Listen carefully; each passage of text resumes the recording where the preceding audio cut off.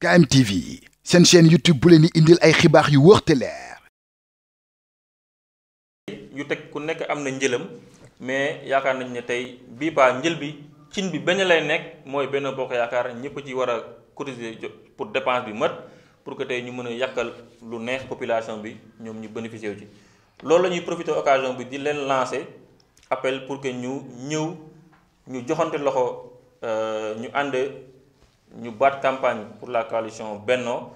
ñu liggéey pour son excellence mën a am majorité ci assemblée mën a gouverner réew mi ci jàmm ci stabilité mën a eggali projet mi fii ba 2024 bu jotee loolu beneen dimension la ak beneen domaine parce que yeneen type d'élection la aussi. donc ci cadre boobu maa ngi ko doon wax sànq c'est l'occasion pour nous de féliciter et de remercier les efforts yi nga xamante ne le ministre d'État Augustin Tine mu ngi koy def donc ci biir département bi ak l'ensemble des communes yu dépendre ci département bi parce que quand même il est le coordonnateur de Benno dans le département de Thiès mais il est conscient de sa mission aussi waaye en même temps aussi il est le directeur de cabinet politique de son excellence Macky Sall nga xamante ne tey def nañu rencontre ak moom au niveau de Dakar en ville ci rencontre boo xamante ne ñu leeral ko population bi du ñun ñoo sàkku gisanteeg ak le ministre d'État mais c'est le ministre d'État moo ñu contacté la boppam téléphone woo ñu sàkku daje ak la coordination de la coalition Dogu pour le Grand Sénégal au niveau de la commune de Kër Moussa ñun ñu accordé ko dem dajeek moom waxtaan ci njëriñu commune de Kër Moussa ci wàllum développement donc audience bi mardi bële passé la woon donc lañ fa demoon ñu rencontré ko ànd ak une délégation ñu waxtaan ci loo xamante ne luy juru njëriñ la waaye aussi waxtaan ak moom tamit ci jafe-jafe yi nga xamante ne tey population bi am na ko ndax xam nañu jege bi nga xamante ne jege na ko Macky Sall mu eggee ko tamit la doléance de la population parce que bu ñu jógee fii di rencontrer Macky Sall wala di rencontrer un ministre d'État un ministre de la République ñun baatu askan bi la ñuy yore pour mën leen waxal aussi tamit li nga xamante ne mooy seen bëgg-bëgg. On a abordé plusieurs points nag te dañu ko wax ci conférence de presse bi donc on a parlé des difficultés yi population bi am ci commune de Kër Moussa dans le cadre général ak aussi dans le cadre spécifique cadre particulier bi mooy la zone sud bi nga xamante ne tey ñëpp gis nañu jafe-jafe yi fi am ci wàllum yoon ci wàllum ndox ci wàllum projet terre bi donc ci wàllum tey emploi formation des jeunes au métier aéroportuaire on a abordé pas mal de points yi nga xamante ne tey njëriñ la boo xamante ne tey jàpp nañ ne ministre bi war na ko jot ñu discuter ci te lu mu wax ci discussion bi ak ñun donc dal na xel ndax gisee boobu njëlbeen la c'est que le début du commencement entre li nga xamante ne moom sàkkoon na ko donc gisee ak ñun pour déjà ñu xamante waaye aussi tamit mu reconnaître aussi tamit vraiment la légitimité politique du président Aliou Diouf dans la commune de Kër Moussa et que loolu tamit dañ ko koy remercier parce que mënoon nañu bañ a contacter mënoon na aussi tamit toog di liggéey ak ñu mu daan liggéey mais parce que tey on a fait des efforts sur le plan politique doxalin bu sell ñëpp xam nañ ne ñun amee nañu benn cheminement boo xamante ne en politique mooy doxalin bu sell mooy communication bu sell bu jaar yoon mooy bañ a saaga mooy bañ a xaste mooy aussi tamit bu dëgg jotee ñu wax ko mooy taxawu population am loolu mooy li nga xamante ne yaakaar nañ ne kuy wax wala kuy seede ci président Aliou Diouf xamee nga ko ak ay qualité yooyu mooy ko koo xamante ne tamit ku gëm goxam la gëm commune am la waaye ku engagé wu la aussi tamit pour le développement de la commune de Kër Moussa waaye tamit ku loyal la envers son président Doudou Ka derrière son excellence di liggéey pour njëriñu askan bi. Il a eu quand même l'humilité donc tey ci geste bu mu def mu reconnaître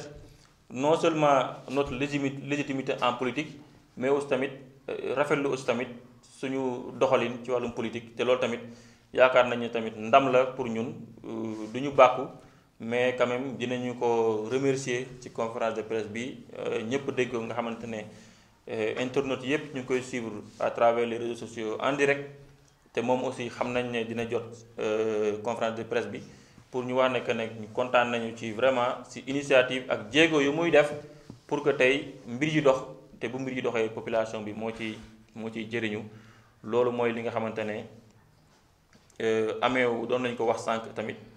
ci cadre audience bi nga xamante ne daje nañ ko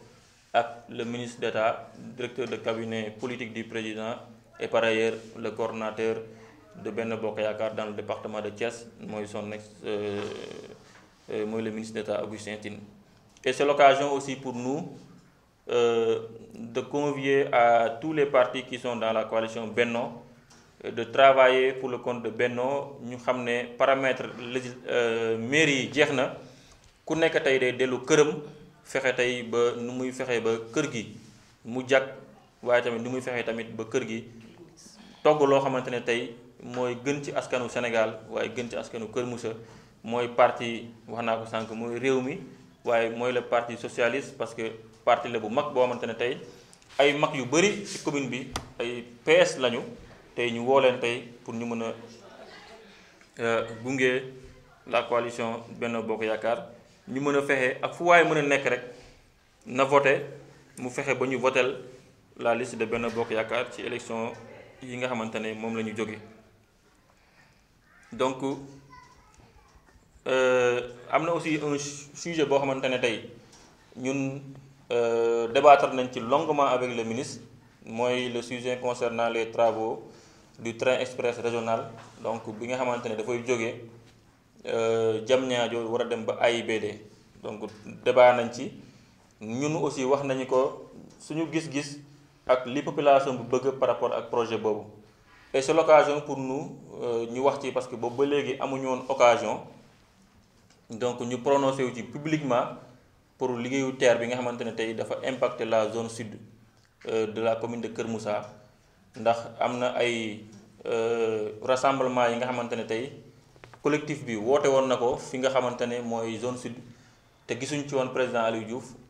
donc di wax population bi ne di wax aussi tamit les villages impactés muy Suun muy Kesoxaat muy Landu muy Tuuli que ne du dara dafa fekkoon jour boobu ñu amoon aussi ay yeneen engagement yeneen programme yoo xamante ne tey donc ci la ñu demoon donc manifestation bi donc amoon à la même heure ba tax na mënuñu fa woon dem te je pense que daje woon nañ ci programme boobu ak ay samay naataango politique yi nekk ci commune bi ku ci mel ni Malick Diouf ak Ibrahima Cissé ñoo fa daje woon looloo ñu empêché woon ñu teewoon ci manifestation ci rassemblement boobu point de presse boobu ñu waxoon donc di wax ne nous sommes derrière notre population et nous serons toujours derrière la population de la zone sud et celle de Kër Moussa pour lépp li nga xamante ne tey war lañ leen ko mën a taxawu ba ñoom ñu bañ a loru ci benn projet ñu bañ a loru ci benn infrastructure d'utilité publique tey mooy suñu taxawaay te mooy suñu cër te ku nekk yaakaar naa ne kuy waxal Aliou Diouf lu baax di nga xam ne aussi tamit ku engagé wu la pour le bien-être de sa population donc collectif bi tamit ñu leen di encourager ci taxawaay bi parce que gis nañu aussi tamit li ñuy wax mooy te wax naa ko ministre bi mooy que ne projet bi ñun bëgguñu mu nekk projet boo xamante ne tey conditions yi war a réunir tey pour kenn bañ a loru ci mbir yi mu dal population bi donc wax nañu ko que ne tey ñun suñu gis-gis ça va au-delà de nañu fay suñu tool yi xaalis ak yooyu donc la gestion de ce projet là dafa dépassé tey donc recensé nañu borom tool bi dañ ko war a fay ou pas loolu c'est dans l'immédiat c'est dans le processus donc commission départementale de recensement et d'évaluation des impenses donc liy rôlam mooy mu recenser bépp impacté tey ñu war ko indemniser à temps te wax nañ ko le ministre te dina ko eggee son excellence Macky Sall par rapport ak problématique yooyu pour que muy Landu muy Suun pense que muy Tuuli muy Kesfaat tool yépp ñu mën leen indemniser donc indemnisation bu mucc ayib bu jaar yoon donc ministre bi rassuré nañu que c'est que à ce que indemnisation yépp dinañ ko fay te duñu ameel kenn xaalis donc li nga xamante ne moom la ñu waxoon par rapport ak terrain yi loolu du indemnisation du ne dañuy jël sa tool ñu fay la terrain donc et que je pense que tey collectif bi ak le maire jot nañu dem gis le ministre astafurlah di gis le directeur général de SENTER mooy Abdou Ndéné Sall donc ñu waxtaan sur les modalités et que je pense que tey entente mu ngi commencé am par rapport ak le cas du TER bi jaar ci suñu gox. donc di wax ne aussi tamit suñu gis-gis ak li ñu waxante ak ministre bi ça va au-delà même de ça parce que tey dafa am lu bëri loo xamante ne dañ ko jàngat sur projet aéroport international Blaise Diagne ci taxawaayu bi population bi ak organisation bi ñu waroon am à l'interne ñun suñu biir te que tey war nañu fexe ba góorgóorlu te ñu ciy interpeller les chefs de village interpeller ci le maire bi fi nekk tey di doxal commune bi interpeller ci les villages impactés ak bépp acteur de développement ak acteur politique yépp pour que tey ñu mën a am tey benn organisme boo xamante ne tey bu légitime lay nekk bu mën a donc représenter la population partout ci Sénégal ci ñu waxtaanee mbiru TER bi ak avantage ak inconvénients yi nga xamante ne tey amee nañ ko fi nga xamante ne mooy ci commune bi. donc la solution c'est aujourd'hui à ce que tey bépp jafe-jafe ñu war ko mën a minimiser ba transformer ko tey en opportunité loolu moo waral tey gis-gis bi suñu gis-gis bi ñu ci am te du ñàkk des fois ñu déggante ak ay responsables yi nekk ci collectif boobu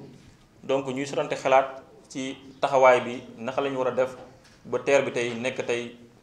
plus pour la population mais mu bañ ko lor mooy que tey mooy mairie bi nga xamante ne projet bi foofu la jaar ñoom dañuy war a aussi tamit fexe ba wàcce à la base waxtaan ak population bi waaye aussi tamit enjeu bi dafa dépasser wàllum indemnité mais ça va vers l'emploi et la formation des jeunes de la commune de Kër Moussa rawatina des jeunes des villages impactés des jeunes de la zone sud donc au métier du TER tey ñu mën leen a war a mën a former ñu mën a liggéey ci TER bi dans la phase exploitation donc il faut ñu am esprit d'anticipation par rapport au projet d'utilité publique yi nga xamante ne dafay ñëw dans notre localité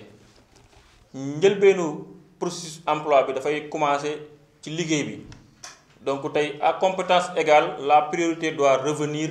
donc aux jeunes de la localité de la zone sud donc loolu tey waxtaanee nañ ko tamit ak ministre bi te incha allah bépp jéego bu ñu ci mën a dox tey jii nii ba muy autorité étatique yi muy autorité municipale muy ministre d'État muy tey DG tey ñun dinañu sol suñu dàll même bu fekkente ne des fois ñu def ko te population bi duñ ko yëg daañu ko def parce que loolu mooy cëru président Aliou Diouf ci biir goxam projet ñëw fa tey mu war a nekk njëriñ ñu war a mën a ànd ak population bi orienté leen gunge leen ba tey loolu njëriñ boobu tey mu war a mën a dellusiwaat ci askan bu Kër Moussa wax naa sànq wàllum formation wàllum emploi ak insertion wu ndaw yi ci biir TER bi bu demee bay ubbi te loolu mairie bi moo war a nekk le capitaine mu takk brassard bi nit ñi ànd ak moom tey ñu def loolu je pense que le cas de Diass en est benn exemple boo xamante ne tey li ñu créé mooy dañu créer pôle emploi et formation au niveau de la mairie de Diass donc je pense que cette idée dañ ko war a mettre en œuvre fii nga xamante ne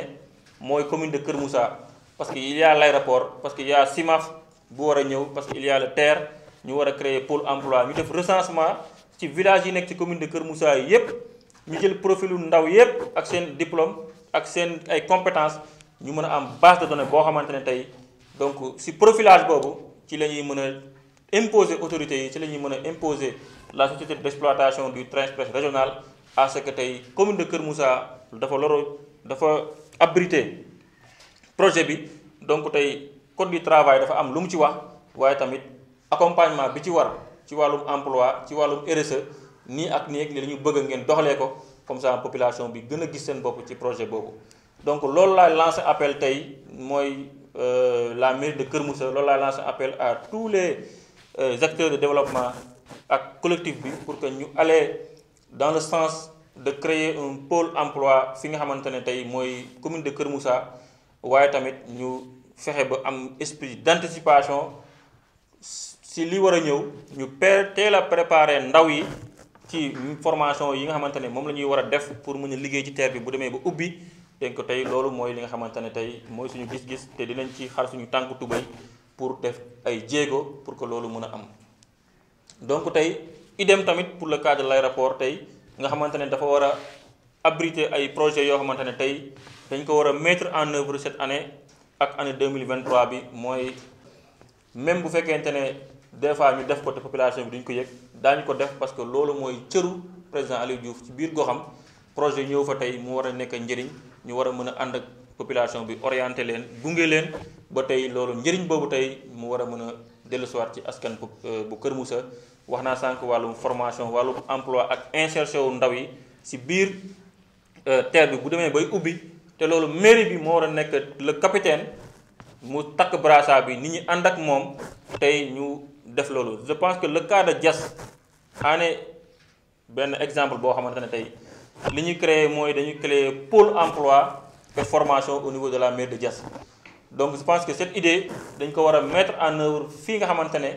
mooy commune de Kër Moussa parce que il y a l'aéroport parce que il y a CIMAF bu war a ñëw parce que il y a le TER ñu war a créer pôle emploi ñu def recensement ci village yi nekk ci commune de Kër Moussa yi yépp ñu jël profilu ndaw yépp ak seen diplôme ak seen ay compétences ñu mën a am base de données boo xamante ne tey donc si profilage boobu ci la ñuy mën a imposer autorités yi ci la ñuy mën a imposer la société d'exploitation du train express régional à ce que tey commune de Kër Moussa dafa abrité projet bi donc tey code du travail dafa am lu mu ci wax waaye tamit accompagnement bi ci war ci wàllum emploi ci wàllum RSE nii ak nii ak li la ñu bëgg ngeen doxalee ko comme ça population bi gën a gis seen bopp ci projet boobu. donc loolu laay lancé appel tey mooy la mairie de Kër Moussa loolu laay lancé appel à tous les acteurs de développement ak collectif bi pour que ñu aller dans le sens de créer un pôle emploi fi nga xamante ne tey mooy commune de Kër Moussa waaye tamit ñu fexe ba am esprit d'anticipation si li war a ñëw ñu teel a préparer ndaw yi ci formation yi nga xamante ne moom la ñuy war a def pour mën a liggéey ci terre bi bu demee ba ubbi donc tey loolu mooy li nga xamante ne tey mooy suñu gis-gis te dinañ ci xar suñu tànk tubéy pour def ay jéego pour que loolu mën a am. donc tey idem tamit pour le cas de l'aéroport tey nga xamante ne dafa war a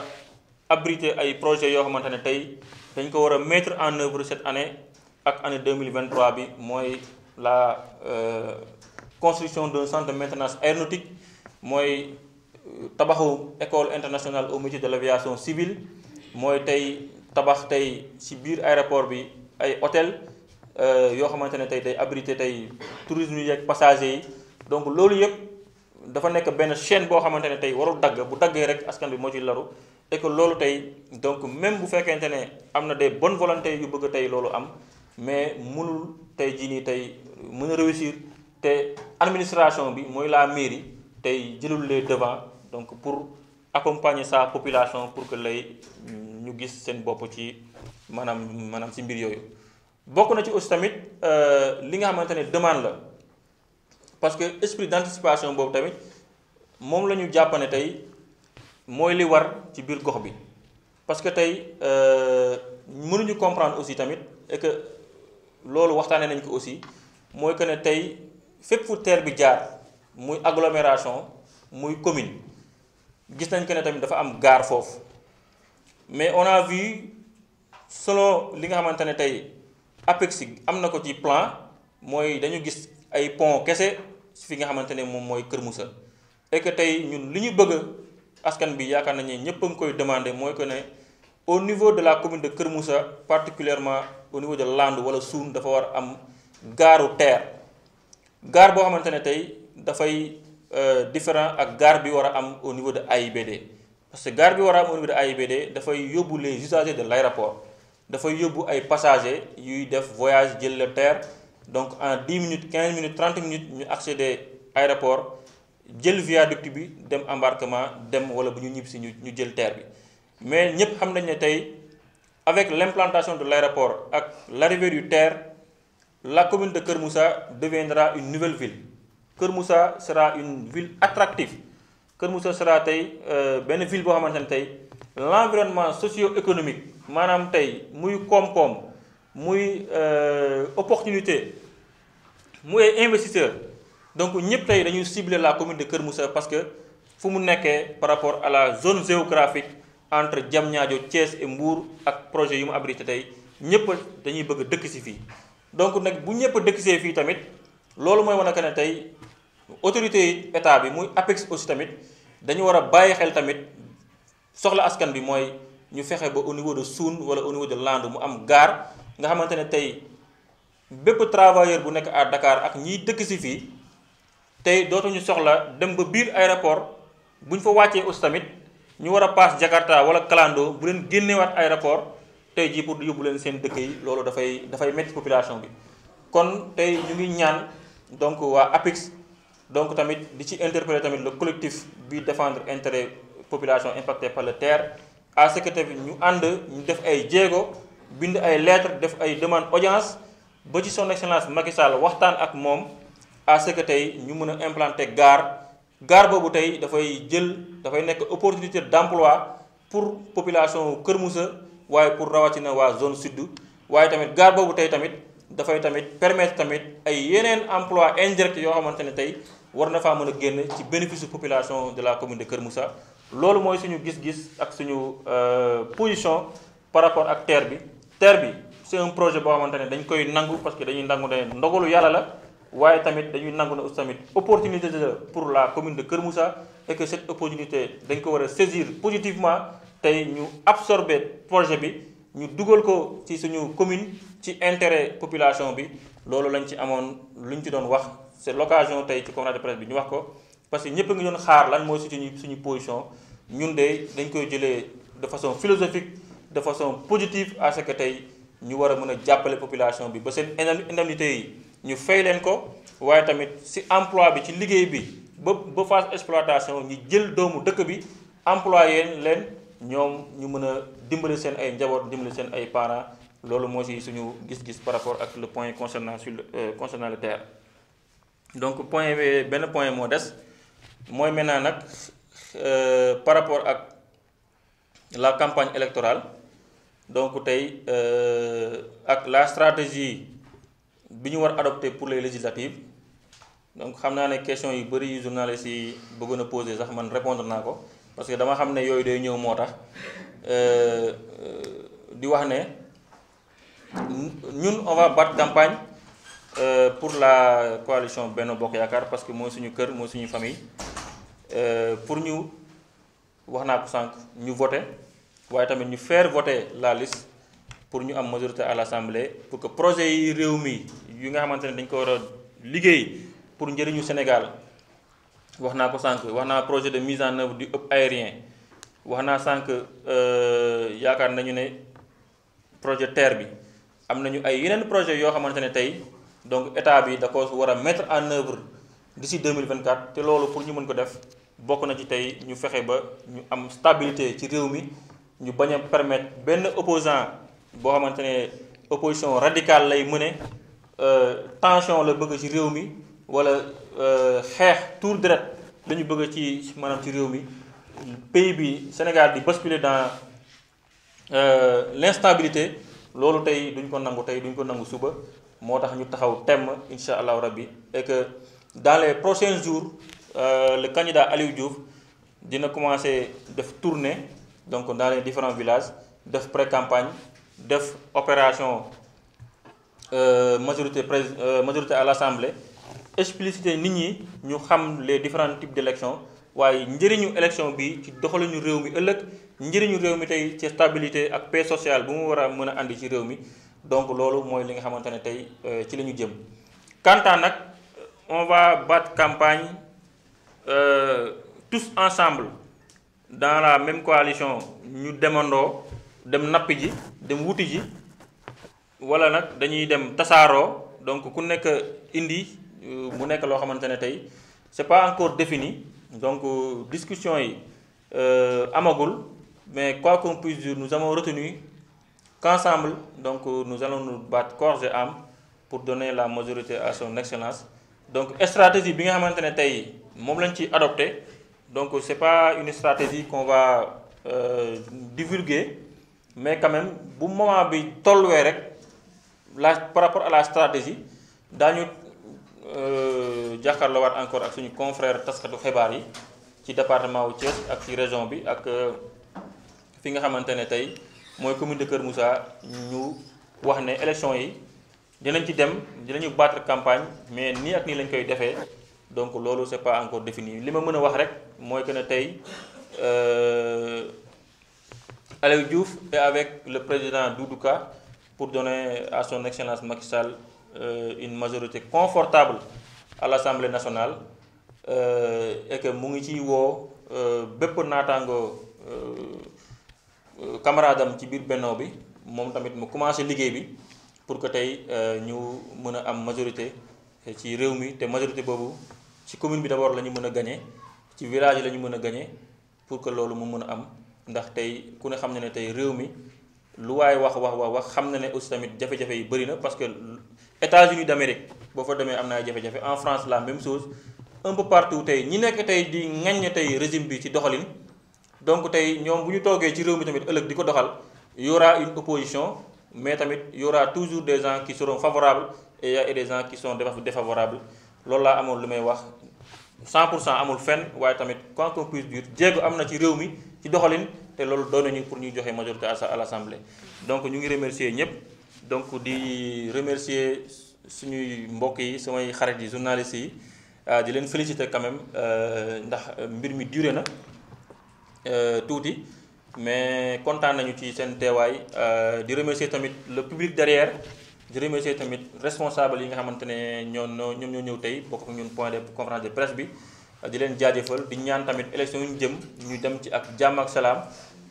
ñu bañ ci am benn ndog-ndog mu bañ a am benn xiiroo bañ a am benn ŋaayoo ñu xam ne commune de Kër Moussa kat ñoo ko bokk ndey ñoo bokk baay et que am na ay événement yu passé fii yu lu yàggul kese